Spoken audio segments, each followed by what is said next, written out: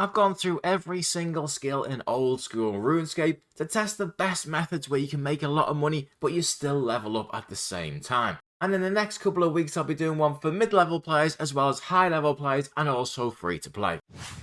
Starting out with combat, and the results are the same for pretty much every combat style with the exception of magic. Currently, Revenants are the best money that you can make.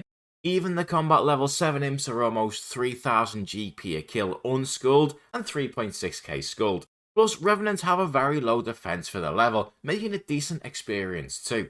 Of course, if you don't want to go into the wilderness, another one that you can do is to kill ice troll runts instead. And the beauty about this method is that the guards do most of the damage for you. So all you need to do is hit each one of them just the once and you get the drop when it dies.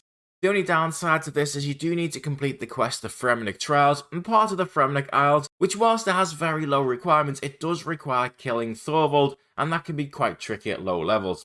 But you can kind of cheat it a little bit by using things like Ring of Recoils or unopened clue caskets to get yourself gear in there, as you normally have to do it without any armor or weapons. It's worth opening up though, because you get a good training method that is 407,000 GP per hour.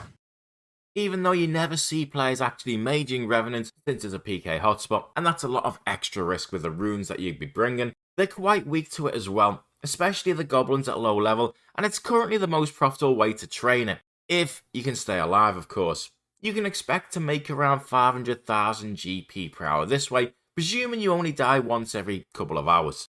Outside of the wilderness for magic, the next best thing is currently blue dragons in the Isle of Souls dungeon. They can be safe spotted and the XP is pretty good here too. At low level, you're going to need to bring some food because you've got to run through the dungeon and there's a lot of aggressive creatures in here. And you can get hit whilst looting too. Plus you'll need an anti-dragon shield, which you get after starting the Dragon Slayer quest. Don't worry, you don't need to complete it. You just start it, ask about the shield that protects you from dragon breath, and then speak to Duke Horatio to get one. After you've filled up an inventory, teleport to Edgeville to bank, go through the Soul Wars portal just to the south, and then the only real issue you got is just the time it takes to run all the way back. You're probably not going to get the 536,000 GP per hour that the wiki suggests, but you still should average at least a kill per minute, which would make this method 330,000 GP per hour. Sadly, currently there isn't a good low-level way to make money from prayer, as even burning shade remains aren't profitable until a much higher level. Of course, you can kill things for bones and then use them, making a profit, but technically the skill itself is not profitable. The best way to make money whilst training runecrafting at low levels is simply cosmic runes from level 27 up to level 43, using the Abyss in low-level wilderness, and just a glory to teleport back to Edgeville. And that method is currently 250,000 GP per hour. At level 44 you can upgrade to nature runes, which is slightly more profitable, using the exact same method, and those are 303,000 GP per hour. The only way to make money whilst gaining construction XP at the same time, I believe, is making high level flat pack for low levels to then use them in their houses that don't have the construction level to build them themselves.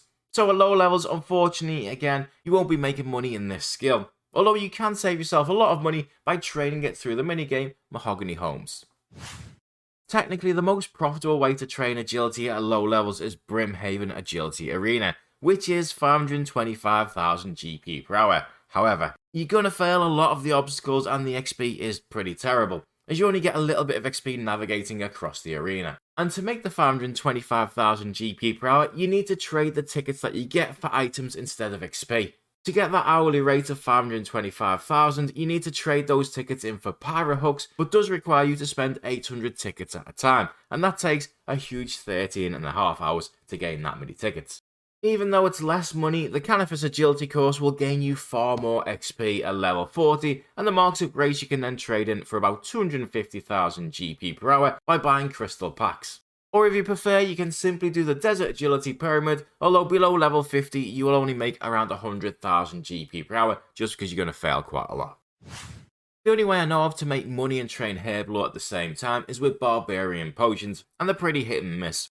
These can be accessed by partially completing the Barbarian training with Otto.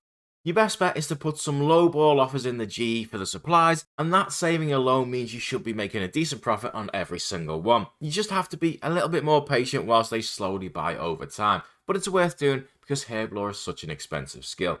The other major drawback to this method is the XP is about a quarter of what you get from a normal potion. So at least this gives you the choice of, do you want to spend tons of money training Herblore, or train about a quarter of the speed but make money instead. There's two low-level Thieving moneymakers almost identical in GP per hour. Pickpocketing Master Farmers can be done at just level 38 Thieving, and can make you as much as 683,000 GP per hour according to the wiki. But of course, at low level you're going to fail much more often, so you're probably going to get closer to about 400,000 GP per hour. Ham members are even more profitable and can be done at level 15. Some of the ham clothing is worth a few thousand GP each, but most of your profit's going to come from doing the easy clue scrolls that you get 1 in 50 successful pickpockets.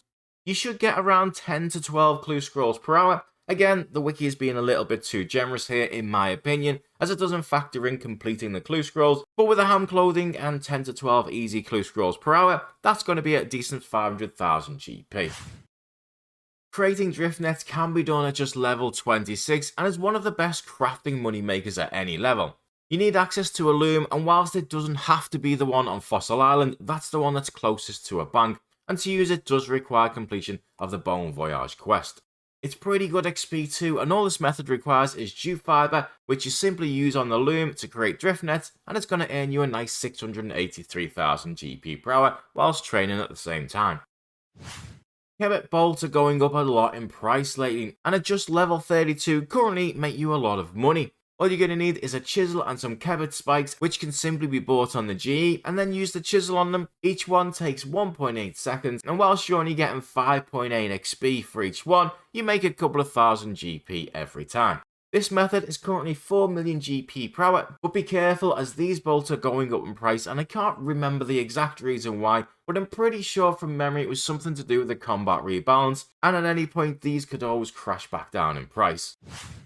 Sadly, gone are the days where low-level Slayer was pretty good money. Kilowatts have a reasonable drop table at level 37, but they hit hard for the level and only make you around 100,000 GP per hour. Brine Rats at level 47 are currently 138,000 GP per hour, and the best low-level Slayer creature, which technically you can do at level 38, has a huge quest chain that realistically you need mid-level stats at least to complete, just to be able to defeat the bosses, and that's via Watch Sentinels. There's a few good low-level money makers in Hunter, but the best by far is catching Eclectic Implings. The fastest way to catch them is just to mark one of the spawn points in Puro Puro like this, and just keep catching them as they respawn. The odd one will get away from you, but just catch others in the area until it comes back, and then rinse and repeat. The Implings give a medium clue scroll 1 in 25, and players pay good money for access to fast clues, with each one that you catch making you just under 5,000 each after you deduct the price of the jar. That makes this method 850,000 GP per hour, but only gets you a very small 5,000 XP per hour. If you prefer more XP rather than more GP, with the price of Kebbit spikes going up, you can catch Prickly Kebbit just at level 37, and that gets you 35,000 XP per hour, as well as making you a fairly decent 514,000 GP. At level 40, you can mine gemstones in Shiloh Village, and for that, you're going to need to complete the quest Shiloh Village, and then simply have an Amulet of Glory equipped, as well as the best pickaxe you have for your level. At level 40 in the normal area, this method starts out at 247,000 GP per hour, but eventually with a gem bag, the Karamja Hard Diary complete so you can mine downstairs, and just by leveling up, this method can make you as much as 587,000 GP per hour, and it's not until all the way up to level 72 before you unlock a more profitable mining method. If you want to train this skill AFK, then smithing cannonballs is probably the way to go, but for fast XP and money making, bars at the blast furnace is far better. At level 15, iron bars are currently 611,000 GP per hour and 75,000 XP. Steel at 30 is 619,000 GP per hour and 94,000 XP. And finally, mithril bars is 808,000 GP per hour once you reach level 50, which also gets you 108,000 XP too. In comparison, cannonballs is 291,000 GP per hour and just 27,000 XP. Sadly, bots have killed most ways to make money through gathering skills over the years, and the best low-level fishing money maker, according to the wiki, is catching shrimp at just 51,000 GP per hour, but there is a slightly better way. Slimy eels can be caught in the Lumbridge swamp caves and are currently 560 GP each and aren't too far from a bank via the Lumbridge basement. It still isn't amazing at around 100,000 GP per hour, but at least a little bit better than shrimps. Cooking's got one of the best low-level money makers currently by creating Forester's Rations. Now, the most profitable items to use to create them is a shark and magic leaves. According to the wiki, that requires just level 35 cooking, which does seem pretty low, I've got to be honest, and I don't have an account that level to test it, but one of my alts was level 67 and it's able to cook them, so I presume it is correct. At current prices, you can make 721,000 GP per hour creating them, as well as gaining almost 100,000 XP too. Since burning shade remains isn't profitable at low level, the only way to really make money with firemaking is through winter todd, and that requires level 50.